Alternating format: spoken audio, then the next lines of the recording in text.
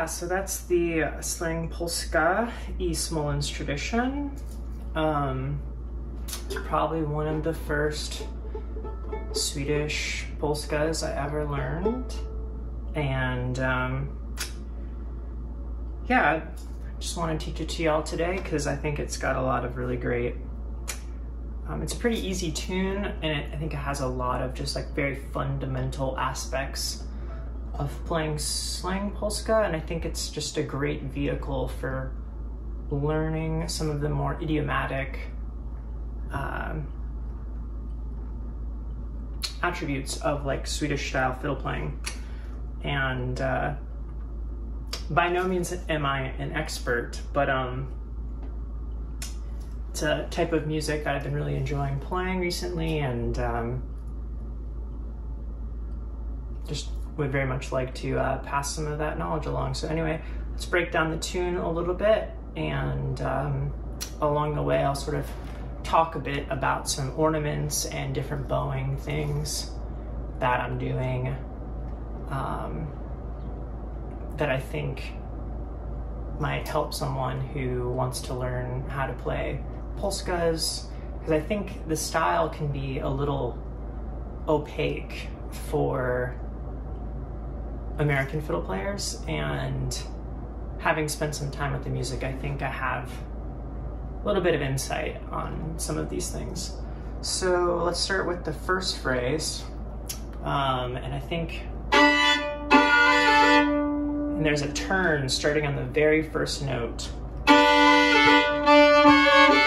So that's the first phrase, turn. And then there's a sort of triplety ornament.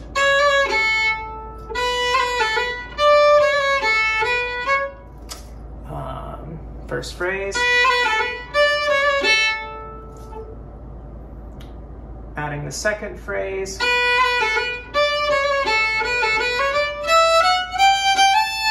So that second phrase is.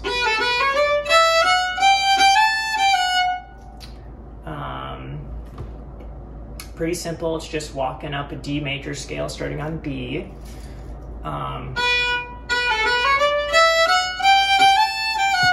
And one thing to add, and just speaking from my sort of own experience like with the music, is that I didn't, to differentiate between a slängpolska or a regular polska, I didn't really know the difference. And they feel a lot different rhythmically as well, and that's illustrated by the dance, and that goes along with this type of tune. But a slängpolska is a walking tune, so you don't need to worry about like just like tapping on 1 and 3. You can tap on all the beats, and it has a bit more of a driving pulse to it than the regular polska, which I think has more of a circular rising and falling action, and this is more of a steady driving kind of rhythm. So those two phrases.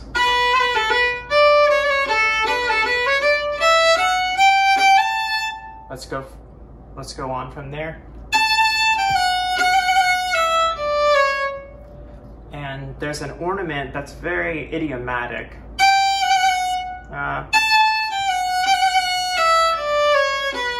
And it's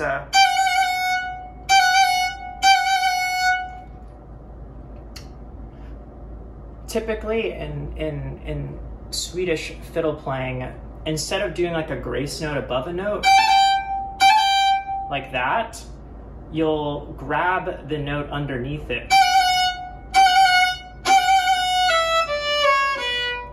and do like sort of like a little trill pull off kind of thing. But typically you do it in 4s.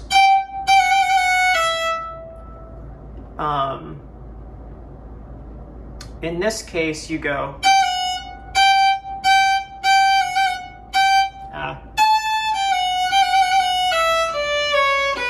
I'll just slow it down because I think it's probably easier for me to illustrate exactly what notes I'm playing.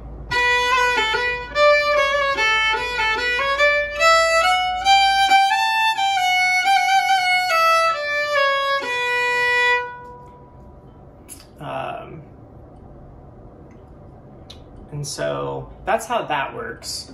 And so we're almost to the end of the A section. And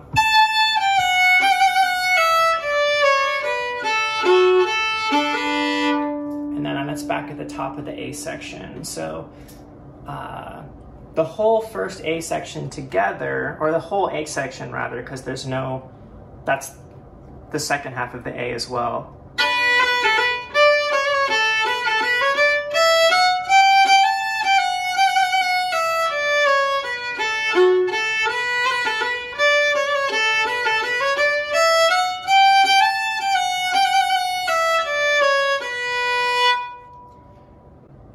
And one thing that you can do sort of at the end of sections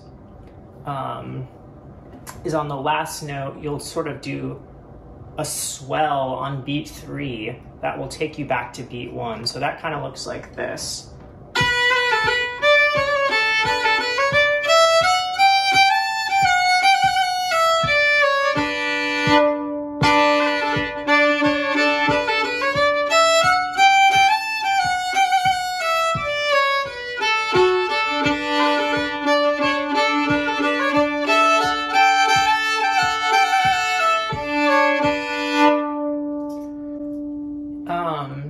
So yeah, that's kind of the bass melody for the A part. Some other little things that I'm doing. I'm droning the D string. Droning the A string.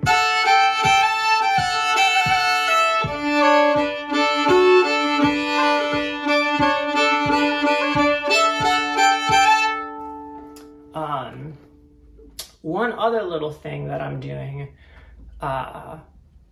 which definitely adds some interest to the music. I wouldn't say that it's necessary by any means, but I'm doing a little bit of a figure 8 pattern with my bow when I'm droning the strings, and people who play like American old-time fiddle might already have some of these skills developed. But if you watch my bow, and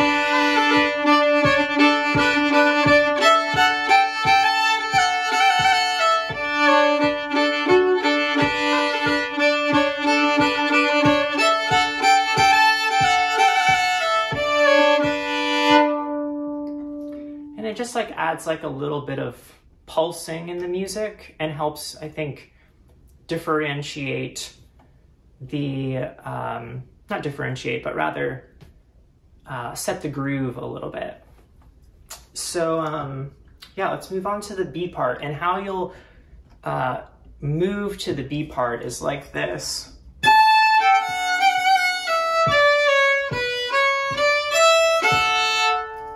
That's how you end the A part moving into the B part. So that might look like in context.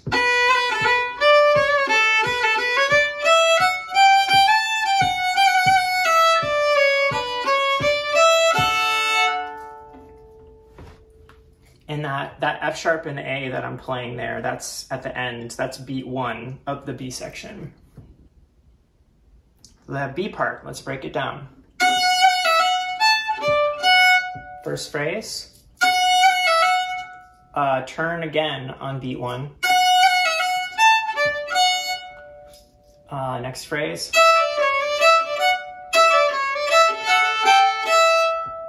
So,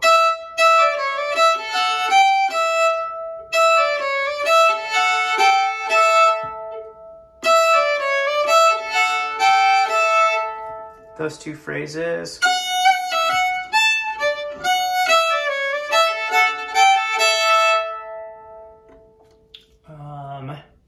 Then after that,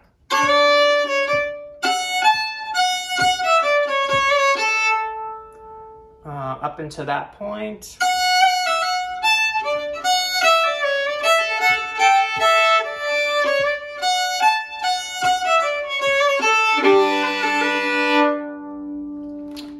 and when you get to that, there's a big G chord, and you'll want to grab starting down all the way from the G string and do a turn on B.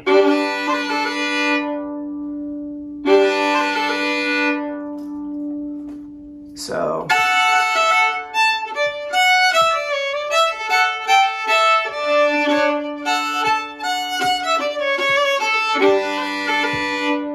just like that. I'm going to repeat that a few times just so you can understand exactly what's happening.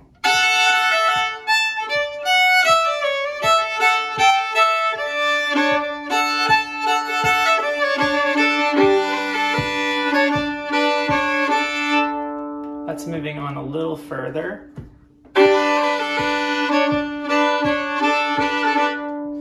Let's see here.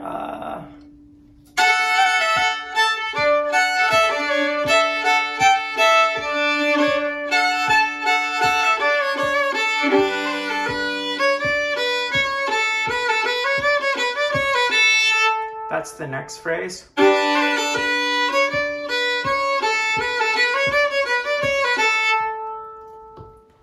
And the end of the B part is more or less just like the A part, just slightly different. Back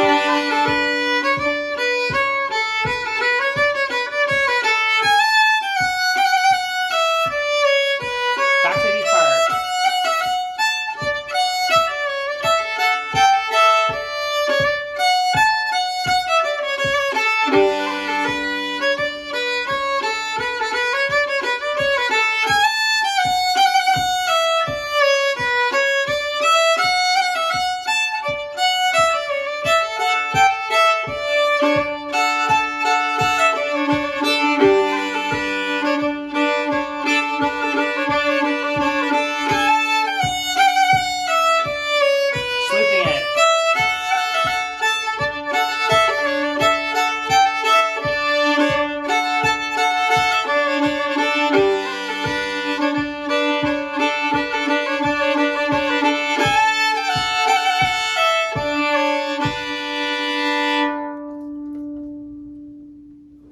Yeah, so that's the whole B part.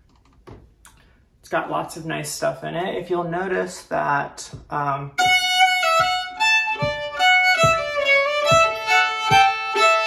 doing this sort of figure 8 bowing there.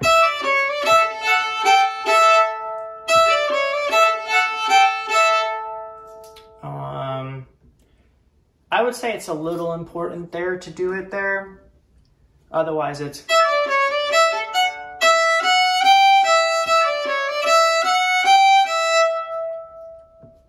I think it needs a little bit of extra juice.